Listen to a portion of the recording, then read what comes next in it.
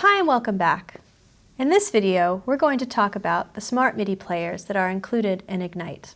These players allow you to take simple melodic parts and create more sophisticated accompaniment for your song.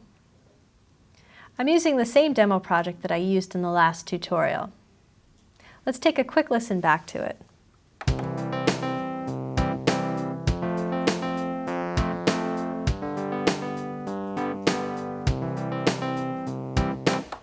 It's a pretty simple 4-bar phrase I have going right now. What we're going to do in this video is I'm going to add a bass part, another drum part, an electric guitar, and a synth part, all by using the MIDI players. First thing I want to do is I want to go back to the Choose tab, and I want to add a bass instrument. So I'm going to click on the bass main category. I'm going to click on the finger bass patch, and I'm going to click the option to the left, the Create New Finger Bass button, to add an instrument.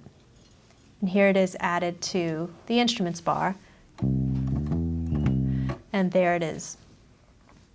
So let's go over to the Players tab, which is located here.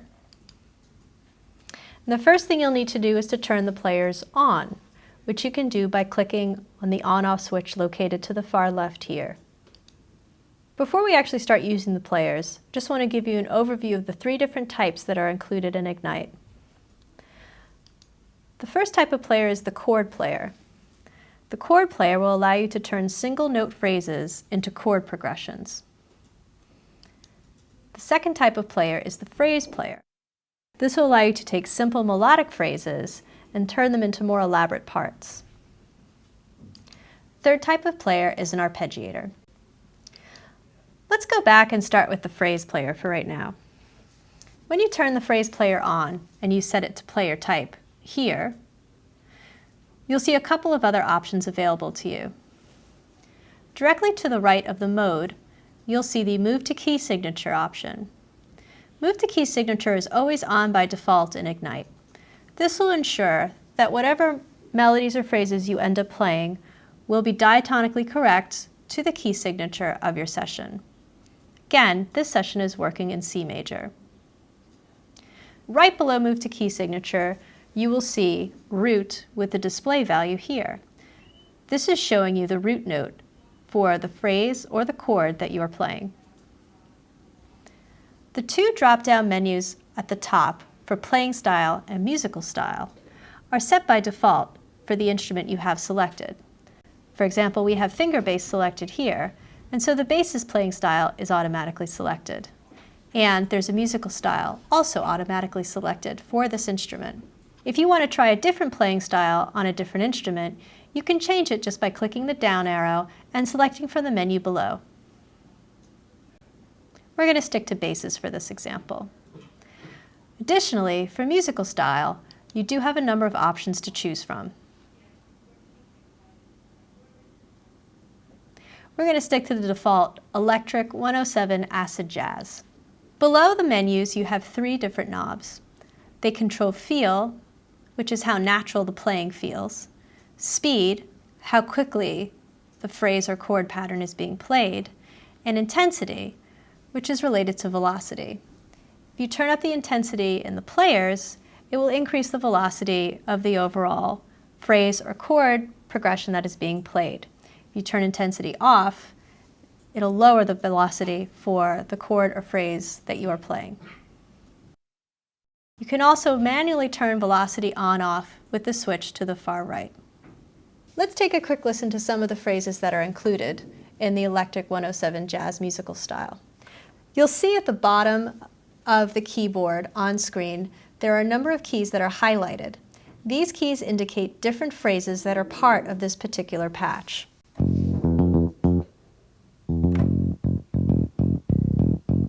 The white keys are basic phrases, and the black keys are fills.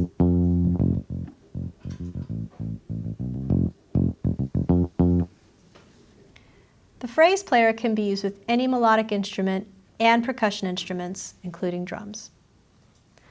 Let's go ahead and record in a part using the bass instrument with the phrase player. I'm going to use the transport controls on my Accompaniment 49. If you do not have transport controls on your audio keyboard, you can use the controls on screen in Ignite. I'll hear both the rock kit and the piano that I recorded in an earlier tutorial video.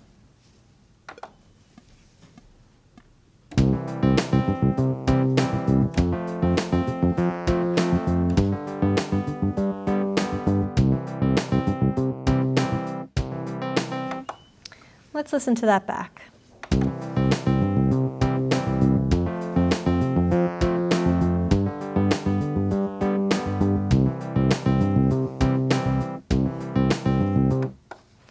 That sounds good. Let me just do a quick save. Then I think what I want to do is I want to add in another drum part, but I want to use the phrase player for it. So I'm just going to mute the clip down here that we recorded in the previous session by hovering over it with my mouse and clicking on the mute button. Then I'm going to go up here and listen to some of the different phrases that are available for this instrument.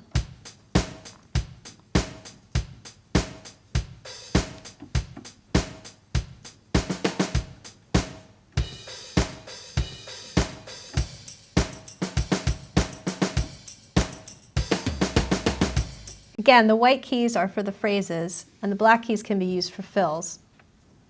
I'm going to go ahead and record in a part using one of these drum parts. Again, I'm going to get a 4-measure count in, then I'm going to go right into recording. This time, I will only hear the bass part and the piano part, since I've just muted the drum part.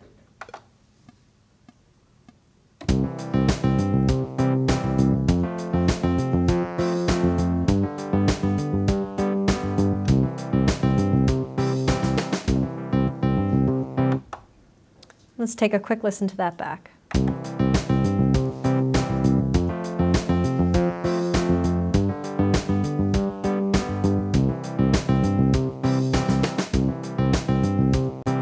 That's not too bad. Let's go ahead and add in a guitar part. So I'm going to go back to the Choose tab. I'm going to go back up. Since I was here in the basses patches, I'm going to go back up to the main categories by clicking on the up arrow here. And I'm going to navigate to find the guitars. Then we're already in electric guitars, which is good. And I'm going to select Pop Lead by clicking on it. And then again, I'm going to click the Create New Pop Lead Instrument button, the one that's to the left. And you'll see in the instruments bar that I've added that guitar instrument to the instruments bar, and so it's also been added to the session.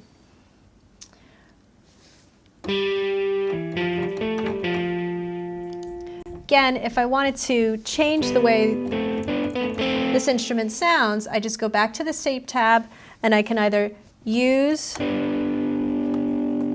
knobs on my Accompaniment to change the sound, or if I don't have knobs on my audio keyboard, I could just use the mouse and drag up and down to make the changes. So let's go back to the Players tab by clicking on it. Again, I'll have to turn it on.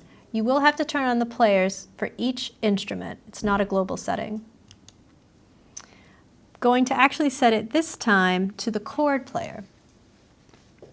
Same controls are available that were in the Phrase Player.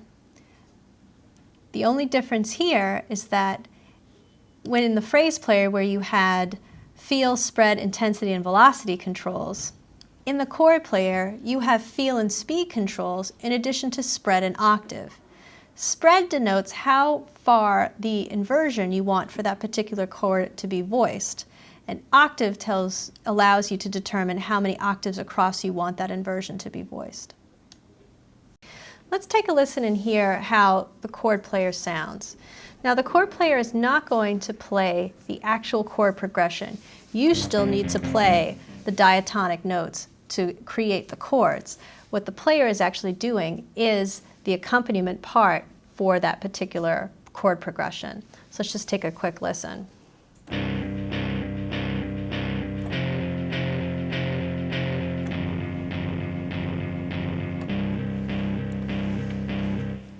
So what I'm going to do is I'm just going to increase the spread here to medium. And That's better.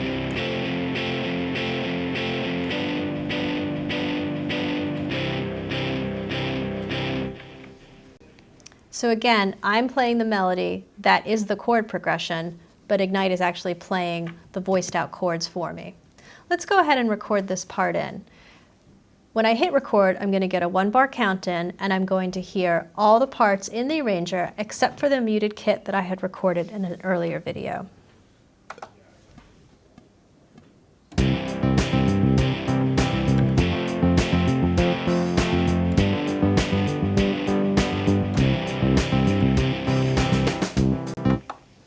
Let's just take a quick listen to that back.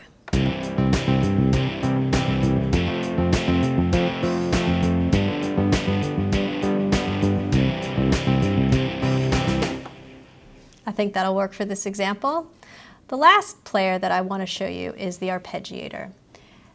So let's actually go back to the Choose tab, go back up to the main instrument categories, and let's select Synths.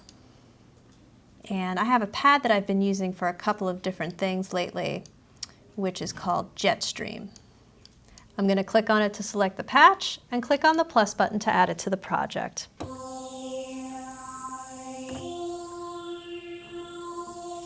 So I'm going to go back to the Play tab by clicking on it, again turning on the instrument, and I'm going to slide the mode over to Arpeggiator. You can see you don't have a lot of controls here. That's because arpeggiators are pretty simple instruments. For these arpeggiators, what you do have control over is speed, type, and octave. Speed in this case is the note duration for the pattern. Type, you have a number of different controls. You have up, down, up and down, up then down, play order, random, or chord. We're going to set this to up then down. And then octave, you can choose up to 4 octaves. So let's really give this a nice spread and set it to 3. And that speed's a little quick, so let's actually bring it down to 8th note. This will just give a nice little texture underneath what we already have recorded. So let's go ahead and record this in.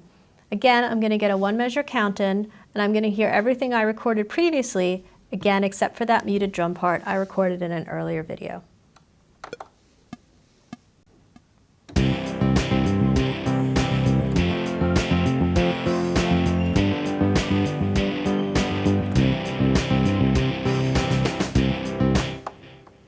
And let's listen to that back.